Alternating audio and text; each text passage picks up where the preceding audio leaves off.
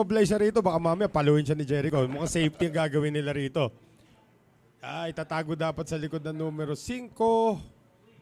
Natago pa rin naman. So that's going to be a 3-ball coverage. May kita naman talaga eh.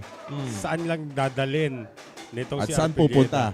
Unang tanong, bebenta ba? Hindi naman bumenta. Good contact. May tatago ba ng numero 7? What a shot by Jericho Banyares. They're gonna use that short rail. Etong una nating spadaan, Jay, sa gabing ito. Uh-oh. May nagtago ba? Nagtago nga, pamato. Pero nag-set na ng game plan dito sa Gerson Comasa si Jericho Banyares. Cue ball ng puti. Magagamitin na lang niya yung 9. Mas Ooh. mahirapan siya kung pababalikin ba. Tamaan lang niya yung 2. And send it. Papakover Send sa the cue kabila. ball back. Yan. Sa kabila pa dadaanin. Mukhang hindi lang to 1 rail, ha? 2 rail hit. 3 rails actually. Munti ka pa pumasok. Almost made it. Nakover ba?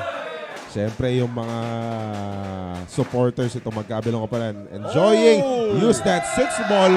Hindi lang gumana yung karambola ng Manila MSW Mavericks ngayon, Noel, no? Komportable ba siya dyan? Oo. Komportable naman, pumasok naman.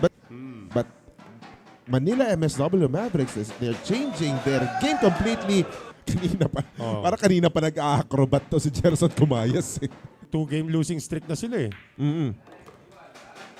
At wala pang clear. Mistakes. Kanina nakita natin may foul para kay Bryant sa gipit. Ngayon, foul galing dito kay Jonas Pagpantay. And